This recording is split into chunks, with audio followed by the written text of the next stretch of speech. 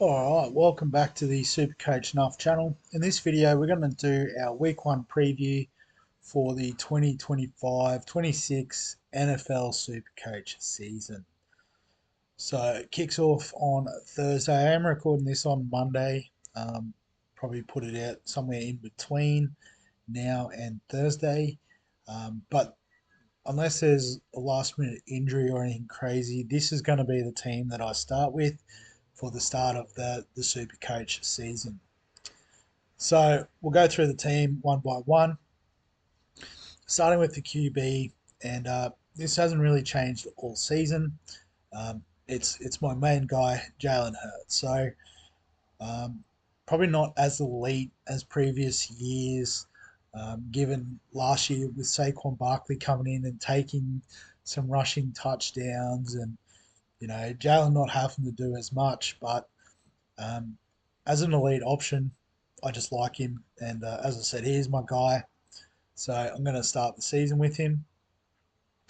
And on the bench, I'm going to go with, if I can find him, no, he's a lot cheaper than that. No, I don't think I've gone too far now. I thought he was 3.75, must be 3.7. So, there he is, JJ McCarthy, got there eventually. So starting quarterback at the Vikings obviously has a weapon to throw to in Justin Jefferson, albeit under a bit of an injury cloud, but I think he'll be right for week one. So yeah, he'll be probably the best money-making quarterback this season. I do like Cam Ward still, but I am going to go a different way with the flex. At running back, I don't think there's actually any real changes to what I've talked about previously. We're going Saquon, Bijan, Christian McCaffrey, and Devon Achane. So probably trying to pick a couple of guys with the elite upside in Barkley, Achane. McCaffrey probably does have elite upside as well, a little bit more injury prone. And then Bijan Robinson, sorry, getting a couple of players confused there. It looks like he could be doing a fair bit of work there at Atlanta, catching passes, running the ball, that sort of thing.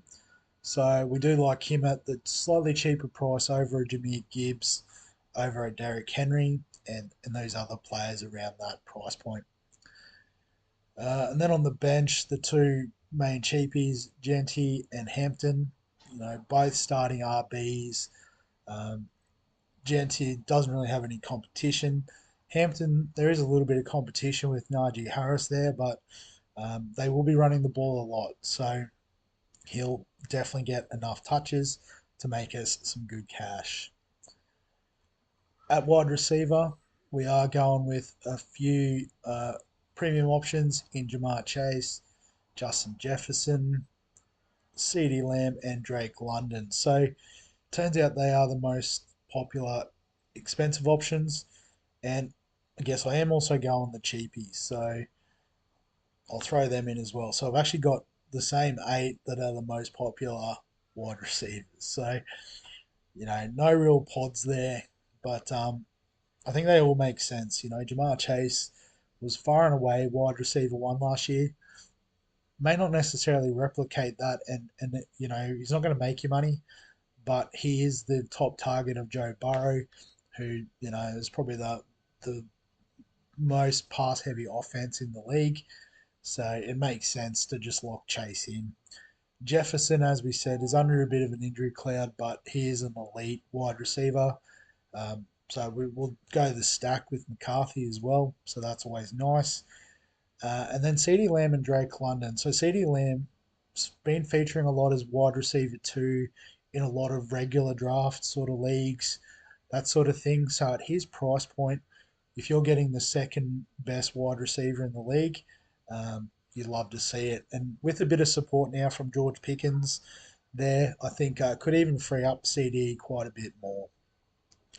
Drake London, so he's been one that's people have been very high on. So yeah, actually no, I didn't want to go Drake London. Sorry, I am gonna go the pod here.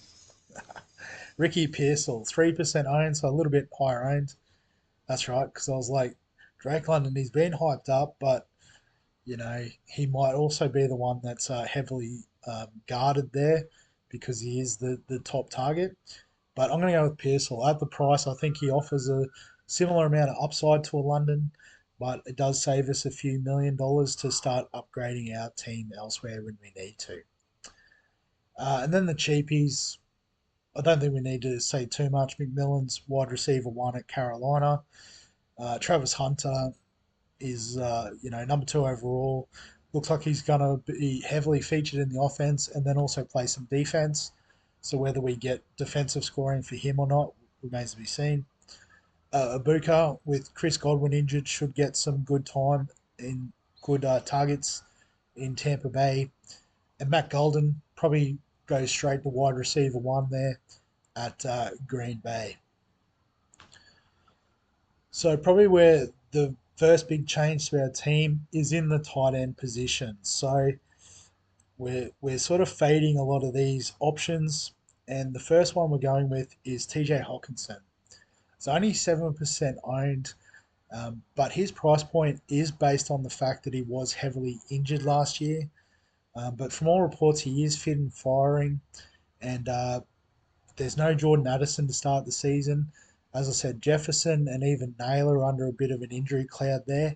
So TJ Hawkinson could be heavily targeted early while these guys do recover.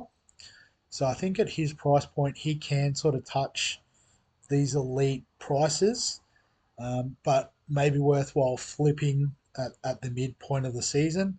Maybe if a Bowers comes down in price, for example, we could even make a little bit of cash out of it. And the other one, which is a bit deeper again, is Dalton Kincaid at the Buffalo Bills. So hasn't exactly set the world on fire over the past 2 seasons that he's been in the league. But I did pick him up in my redraft league I have with some mates. So naturally did some research to see whether that was actually a good idea. And I saw a report where Josh Allen basically said that there was about 4 times last year where he was wide open and Josh Allen just ignored him and, could have ended up scoring a few more touchdowns. So I think it's going to be that Josh Allen is looking to hit Kincaid a bit more, particularly in the red zone if he can get himself free.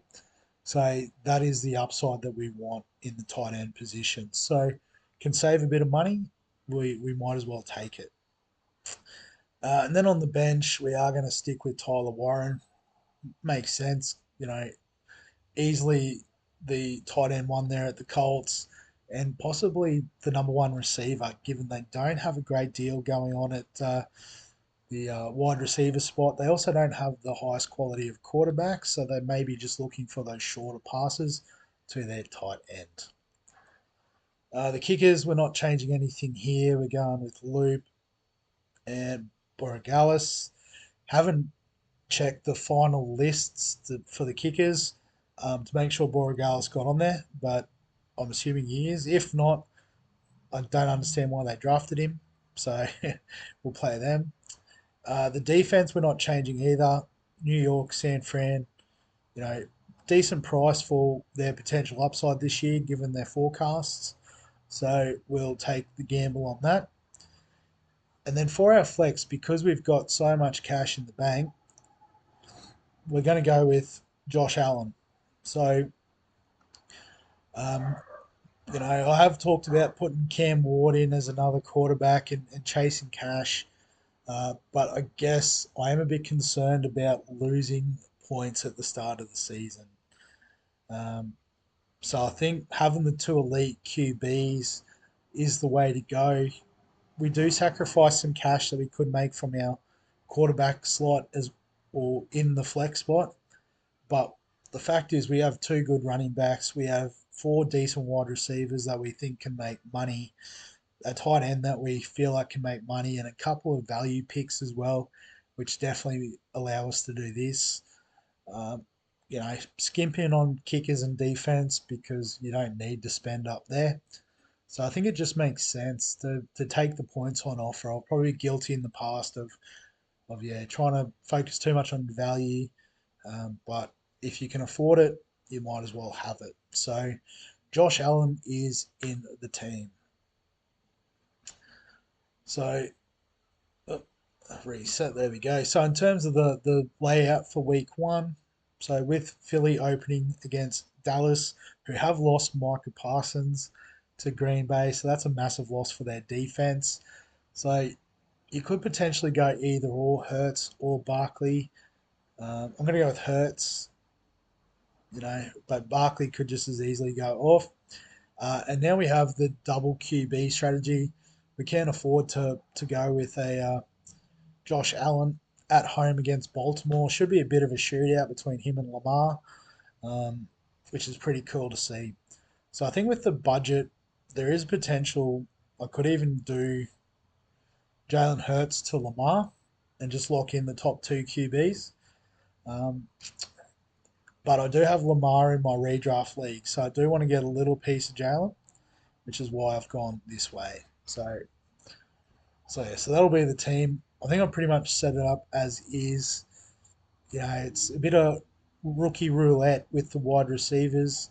I'm going to back McMillan and Ibuka in week one. Um, you know, although Jacksonville against Carolina isn't the worst matchup for Hunters. So undecided about, who's going to play there. But I think the rest of the team really does pick itself. We talked about already. New England against Vegas is a nice matchup week one, whereas San Fran at Seattle is a little bit trickier. So we're going to set up like that. Vice captain. I think we're ready to go. So that's the team, as I said, going into week one. If you got any questions, comments, thoughts, feel free to add them below this video. Also, if you want to join in the leagues, the links will be in the description. There is still a few spots left in the second head-to-head league. Um, so there is obviously heaps of room in the overall open league as well. So I'll put those links straight in the description, but you can see the codes there if you just want to use those.